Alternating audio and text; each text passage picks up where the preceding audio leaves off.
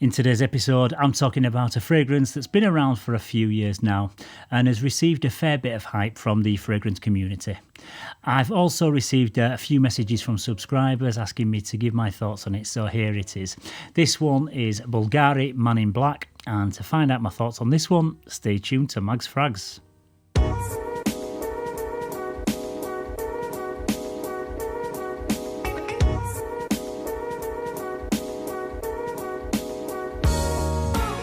Yes, hello again everybody and welcome to another episode of Mags Frags.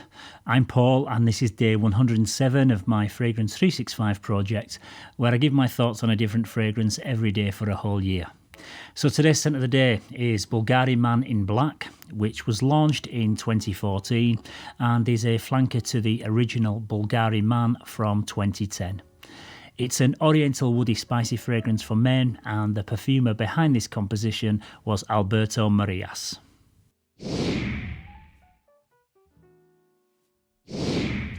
It comes in a very nice stylish looking square shaped bottle with a matte black finish at the bottom and gloss black around the shoulder.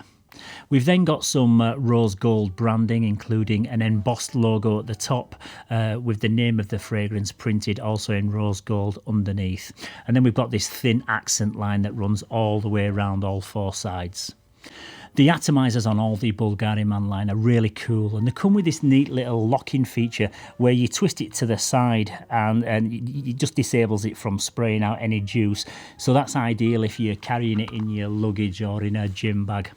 This also comes in a black and rose gold colourway, and it contains more Bvlgari branding on the top. The sprayer on this is okay, but it's nothing special, and sometimes it will misfire. It either squirts out a little bit too much or not enough, but it's actually playing very well today.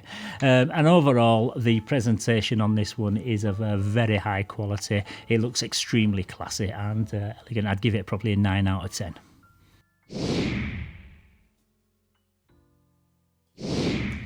The top notes in this one are spices, rum and tobacco. In the heart, there's leather, iris and tuberose, and in the base, there's tonka bean, guaiac wood and benzoin.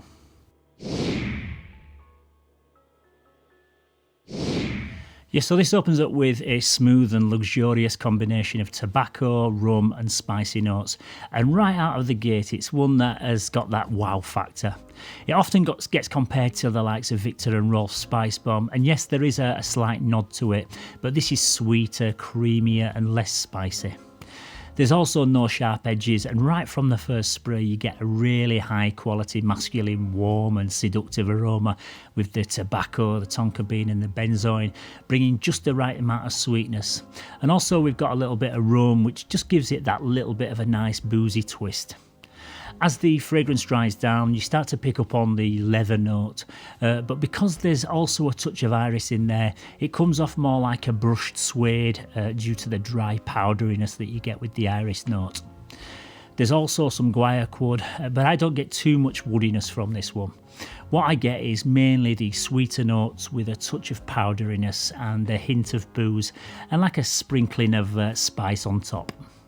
It's just smooth and refined, and it just makes James Bond look like a homeless person.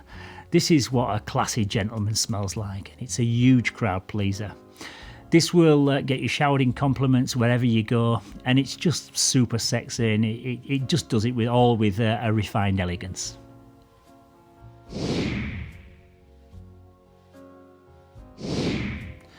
This is a fresh and easy to wear fragrance, but I would personally wear it dressed up in the evening. Other reviewers have said that you can wear this one to the office, but in my opinion I think it'd be slightly too rich and dense for the daytime wear, and I'd probably go for something a touch more fresh and light for that department. This is the ultimate date night fragrance because it's warm, seductive and sexy, but it's also refined and elegant. It's not juvenile, it's not a Jack the Lad, man about the town sort of scent. This is for more relaxed, sophisticated settings like a dimly lit wine bar or maybe a jazz club or something like that. It projects a very intoxicating and comforting aroma that's very addictive, and it's just going to draw people into you, just a bit like bees around a honey pot. It is very seductive and addictive.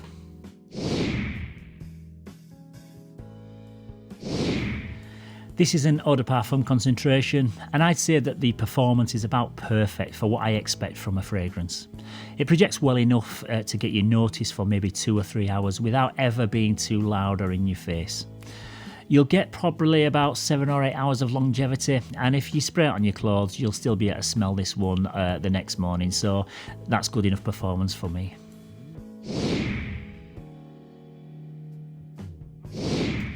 This is definitely my favourite flanker from the Bvlgari man line. It's without doubt a blind buy worthy pickup, and it's one that every man should have in his collection. You can now pick up a 100ml bottle size like this one for around about the £60 mark from Fragrance X, and for an EDP with this level of scent quality, I'd say that's pretty much decent value. This is sophistication in a bottle, and for that reason it gets a solid 9 out of 10 from me. Yeah, so that's about it for today's scent of the day. Tomorrow I'm going to be talking about a little gem that doesn't really get talked about that much, so make sure you tune in tomorrow to see which one I'm talking about. If you found this video useful, please don't forget to give it a like and subscribe to the channel. And it's always great to hear your opinions and your thoughts and your critiques on all of these fragrances that feature in the 365 project. So don't forget to keep your comments coming down in the comments section.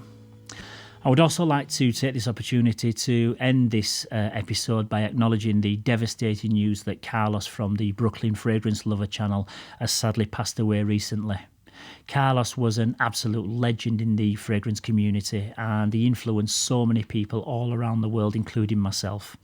His content were fun and relaxed, and I'll certainly miss watching his videos, and my condolences go out to all of his family and friends at this extremely sad time.